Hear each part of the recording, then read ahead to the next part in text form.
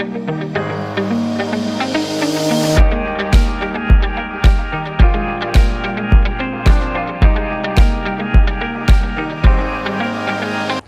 Friends, welcome to मंजिल। आज मैं बात करूंगी कनाडा स्टडी वीज़ा को लेकर। आज मैं स्पेसिफिकली उन टॉपिक्स पे बात करने वाली हूँ जिनमें जनरली स्टूडेंट्स जो हैं कंफ्यूज रहते हैं, और वो है choice of courses. Yes guys, choice of courses मतलब कई स्टूडेंट्स सिर्फ बाहर जाकर पढ़ना चाहते हैं और उसके बेसिस में वो किसी में भी डिप्लोमा ले लेते हैं, और उनका बेसिकली ये पॉइंट होता है कि डिप्लोमा जो है 1 या 1.5 साल का लो, उसके बाद उसको पोस्ट स्टडी वीज़ा मिल जाएगा, then they will apply for PR।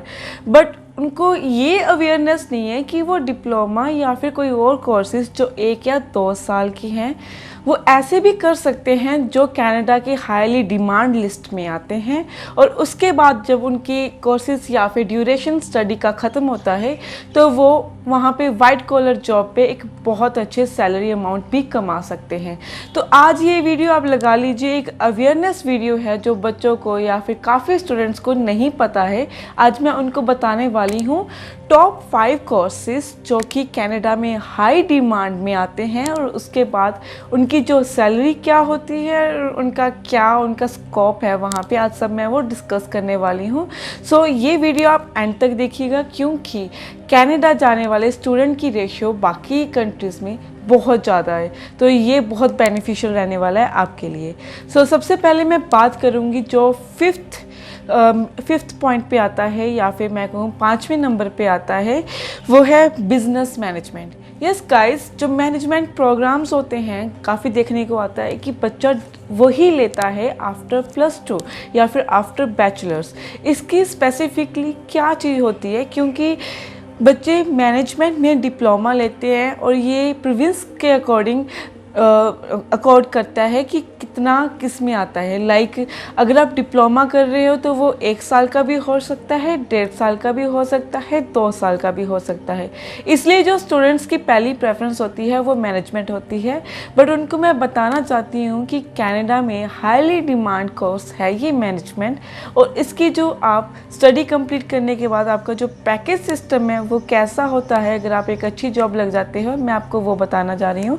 और वो है कि एवरेज जो पैकेज है इसका वो 30 to 33,000 तक जाता है। अगर मैं INR के अकॉर्डिंगली बात करूं तो ये आप कह सकते हो कि $70,000 तक एक्सटेंड कर जाता है। मतलब एनुअली अगर आप एक अच्छे स्टूडेंट हो और अगर आपके पॉइंट्स अच्छे आ जाते हैं तो आप 33 to $70,000 तक इस कोर्स के अंडर कमा सकते हैं सालाना। और उसके बाद +2 के बाद जो कॉमर्स वाले बच्चे होते हैं उनकी स्पेसिफिकली डिमांड होती है मैनेजमेंट, और उसमें वो अकाउंटेंसी भी ले सकते हैं या फिर फाइनेंस में भी जा सकते हैं। बट जो मोस्ट इम्पॉर्टेंट है वो है प्रोजेक्ट मैनेजमेंट। अगर किसी बच्चे ने +2 के बाद कॉमर्स की है +2 में, और उसके बाद वो सीख कर रहा है, चाहे वो डिप्लोमा है या डिग्री है, तो उसको मैं हाईली प्रेफर करूँगी कि वो प्रोजेक्ट मैनेजमेंट में जाए, क्योंकि इसकी जो सैलरी है एनुअली वो विद रिस्पेक्ट टू जो बाकी बिजनेस या फिर और कोर्सेज है उनसे काफ़ी ज़्यादा है।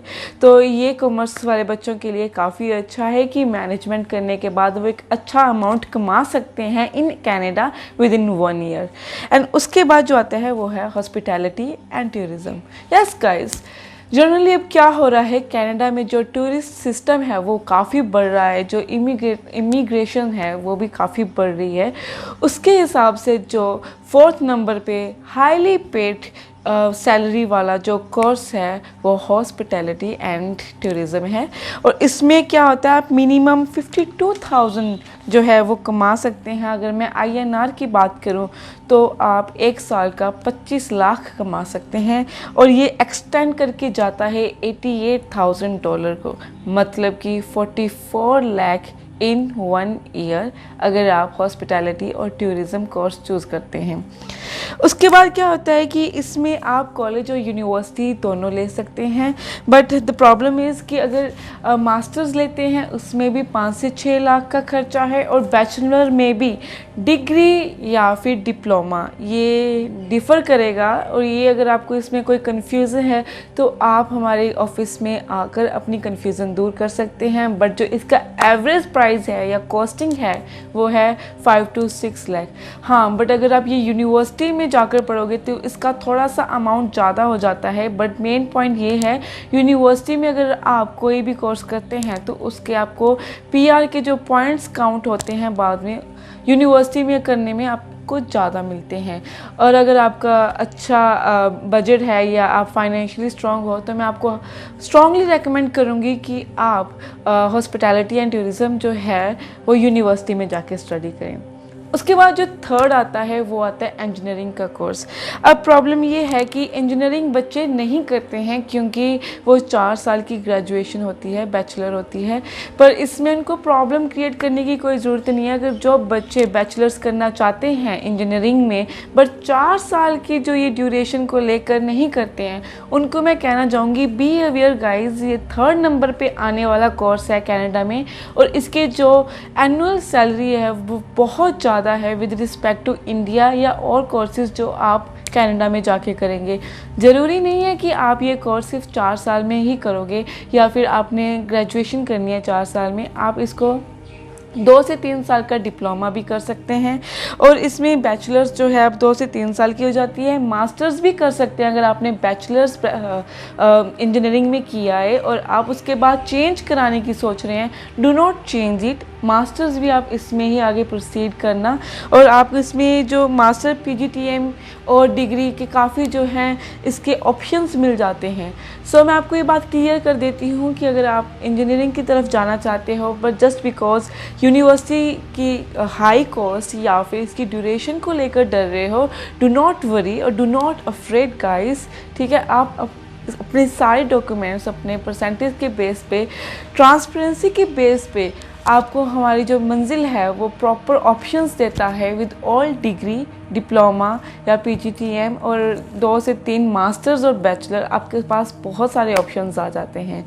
अब उसके बाद मैं अगर इसकी सैलरी की बात करूं तो वो है $60,000 गाइस, मतलब 30 लाख रुपया 1 साल का। और इसका जो एक्सटेंट जाता है वो 89 to 90,000 तक एक्सटेंड हो जाता है। तो आप इसी से इमेजिन लगा सकते हो कि इसकी कितनी डिमांड है, और ख़ास करके मैकेनिकल इंजीनियर्स की बहुत डिमांड होती है अगर आप कनाडा में जाकर करते हो। और आपके दिमाग में अगर क्वेबेक जो है या फिर मॉन्ट्रियल जो है सबसे प्रायोर पे आता है तो मैं आपको कहूँ कि this is the best option for you. अब इसके बाद अगर मैं बात करूं, 2nd नंबर पे आता है हमारे पास नर्सिंग कोर्स।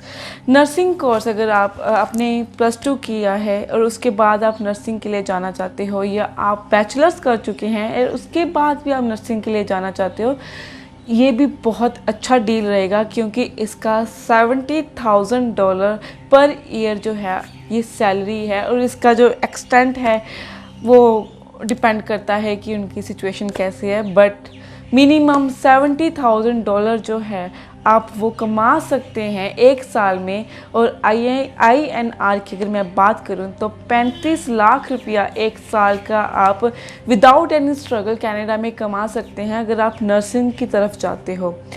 और सबसे इम्पॉर्टेंट और सबसे फर्स्ट नंबर पर आने वाला जो कोर्स है वो है फार्मास्यूटिकल। अगर आपने +2 मेडिकल में किया है या बैचलर्स में आपका BSc बायोटेक या बायोलॉजी या बायो को लेकर कोई भी सब्जेक्ट किया है, देन हैप्पी हो जाइए गाइस, क्योंकि आप फार्मास्यूटिकल के लिए एलिजिबल हो, चाहे फिर वो आप डिग्री करो, चाहे डिप्लोमा करो या फिर मास्टर्स करो। बट इसकी जो सैलरी अमाउंट है वो है $80,000, मतलब 75 लाख, मतलब 75 लाख रुपया आप 1 साल का कमा सकते हो।